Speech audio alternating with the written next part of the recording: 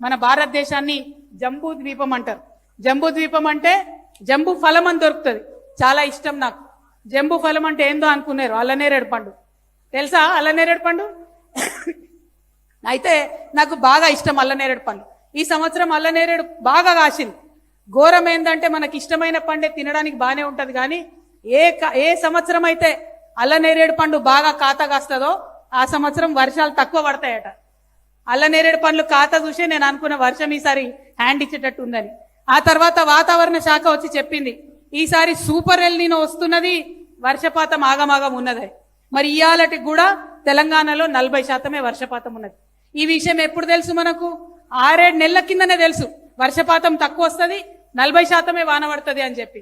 కానీ మన రేవంత్ రెడ్డి గారు, మన ప్రభుత్వం ఏమాత్రం కూడా ఏర్పాట్లు చేయలే. మనం మొత్తం కోరుట్ల, మెట్పల్లి, కరీంనగర్, ఉత్తర తెలంగాణ అంతా కూడా గోదావరి నది పైన ఆధారపడి ఉంటాం. మనం గోదావరి నది మీద చిన్నవి పెద్ద అన్ని కలిపితే 57 రిజర్వాయర్లు ఉన్నాయి మనకు. ఆ 57 రిజర్వాయర్ల 418 టీఎంసీలు దాచిపెట్టుకుని నిల ఉంచుకునే కెపాసిటీ ఉంది. కానీ రేవంత్ రెడ్డి గారి ప్రభుత్వం నిర్లక్ష్యంతోని, రేవంత్ రెడ్డి గారి ప్రభుత్వం అలసత్వంతోని ఇవాళ 418 టీఎంసీలు ఉండాల్సిన కాడ కేవలం 93 టీఎంసీలు ఉన్నాయి. అంటే ఇప్పుడు పరిస్థితి ఏంది? రైతులకు నీళ్ళు ఇచ్చే పరిస్థితి లేదు.